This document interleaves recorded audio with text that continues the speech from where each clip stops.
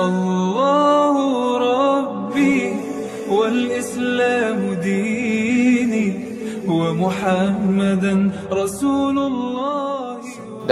Telah sampai kepada kami sebuah cerita bahwa sebagian dari orang-orang yang telah wafat pernah melihat dalam mimpi. Ceritanya kayak cerita yang di kitab Uspuriyah itu.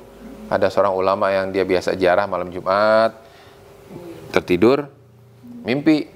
Di mimpinya melihat, ini penghuni alam kubur ini semuanya pada keluar nih. Bergembira, dengan wajah yang gembira, cerah, terus dengan pakaian yang bagus, dengan tidak ada perasaan minder, sambil dihidangkan makanan yang lezat. Tapi di satu sisi ada seseorang yang dalam keadaan merenung, muka kusum, rambut acak-acakan, rambut compang-camping. Nah, ya ini kitab Uspuriyah ya. Terus ada sebuah cerita yang pernah diceritakan oleh orang-orang yang soleh. Dalam mimpinya gini, dinyatakan bahwa ada orang yang telah wafat. Ini didatangi malakun, seorang malaikat. Mendatanginya udah bukan dengan hidangan tadi, hidangan apa? Dari nampan, dari cahaya, bukan.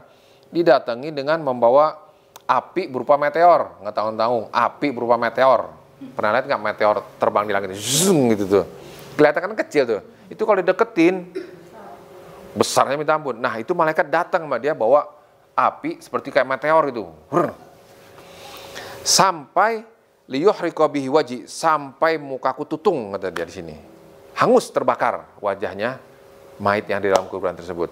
Lalu berkata, ada si fulan dari orang yang masih hidup berdoa, rahimallahu si mayit, katanya. Kata orang yang masih hidup nih, rahimallahu si mayit, si fulan.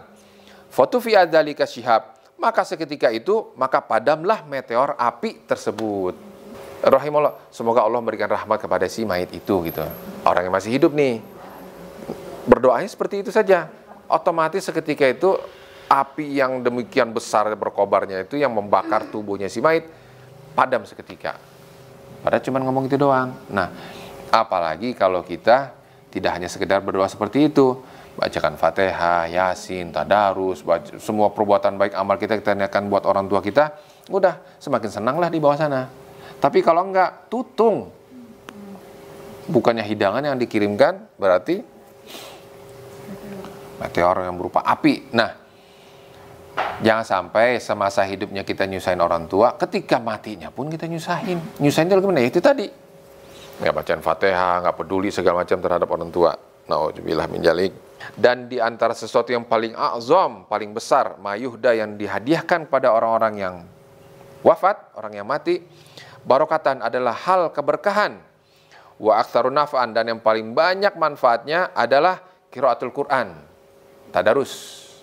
Nah, yang paling banyak benar-benar manfaat diterima oleh si mayit itu adalah qiraatul Quran wa ihda thawabihi ilaihim, dan menghadiahkan ganjaran pahalanya untuk almarhum. Jadi nggak cukup baca Quran saja, tapi memang saya niatkan ganjaran pahalanya saya hadiahkan untuk, nah, dibacakan hadiah gitu, biar sampai kepada almarhum. Dan alhamdulillah telah merata dipraktekkan amal kebaikan ini oleh seluruh kaum muslimin fil a'sar wal amsor, baik di seluruh kampung-kampung maupun perkotaan. Alhamdulillah nih, di wilayah kita di Indonesia ini terutama, hal-hal seperti ini sudah menjadi biasa. Nah, memang telah difatwa tentang hal tersebut oleh jumhur ulama, mayoritas ulama, wasolihin, dan orang-orang yang soleh, salafan wa khalafan, baik orang soleh yang terdahulu ataupun yang terbaru sekarang, bahwasanya memang hadis tersebut memang doif. Doif itu artinya gini, periwayat dari berbagai macam sisi, riwayat ini nggak kuat gitu. Hal tersebut nggak kuat. Lalu apa karena nggak kuat terus kita tidak melakukan gitu? Toh kalau misalnya ternyata kuat, alhamdulillah sampai. Toh kalau nggak kuat pun itu akan manfaat buat kita gitu. Bahwasanya hadis-hadis doif boleh dipergunakan untuk hal-hal amalan-amalan yang bersifatnya kebajikan, boleh dilakukan hadis-hadis doif tersebut. Apalagi hal tersebut di atas itu termasuk amal-amal kebaikan. Dan di antara yang paling bermanfaat, mayuhda, hadiah bagi orang-orang yang mati, minal Quran, adalah membaca Al-Quran. Wa kulul Quran nafiyun, walaupun memang setiap ayat yang terkandung di dalam Al-Quran itu bermanfaat, warakun, dan berkah. Ihda asyara min suratil Ikhlas al-mu'azzamah. Nah, diantaranya itu ada yang sangat barokah, bermanfaat, yaitu membaca 11 kali surat Al-Ikhlas. Membaca 11 kali surat Al-Ikhlas. Nah, alhamdulillah kita sudah melampaui membaca 100 gitu. Dan sungguh telah diriwayatkan mengenai hal itu beberapa mimpi yang memang mimpi tersebut diberkahi. Maka sepatut dan selayaknya bagi kita yang masih hidup ayyaqra hadzal adad, membaca surat Al-Ikhlas dengan hitungan tersebut. Imma kullu lailatin, boleh dilakukan. Kapan dilakukan? Lailatin au kulli yaumin, setiap malam atau setiap hari, au aksar, atau lebih banyak daripada itu, min dzalika, au aqall, atau lebih sedikit. Kapan? Fi kulli lailatin Jum'ah, di setiap malam Jumat. Wa yuhdi thawab dzalika, dan dihadiahkan ganjaran pahalanya tersebut untuk kedua orang tua dan juga untuk guru-guru dan orang-orang yang memang haknya pernah ada kita ambil. Nah, dibaca tuh. Bacanya kapan? Surat Al-Ikhlas 11 kali. Boleh setiap malam atau setiap hari. Boleh lebih, boleh kurang. Dan dilakukan ketika malam Jumat. Kita bacakan hadiah. Sampai enggak? Sampai insya Allah. Enggak percaya? Nah, nanti kalau kita meninggal, kira oh benar, nyampe. Dan jangan dia melupakan matahu, jangan kita melupakan orang-orang yang sudah meninggal. Min du'aihi, daripada mendoakannya, wa istighfarihi, dan membacakan istighfar, wa shadaqatihi, dan membaca dan memberikan sedekah atas nama si mayit. Peringatan buat kita nih. Kalau nggak mau diginikan, ini baca waliyunsa, dan jangan ngelupain orang yang mati. Apa? Jangan lupa bacain doa, jangan lupa bacain istighfar, jangan lupa untuk sedekah untuk mereka. Kenapa? Fayansahu man ba'dahu. Kalau itu kamu lupa, kamu akan dilupakan oleh generasi di belakang kalian. Gitu.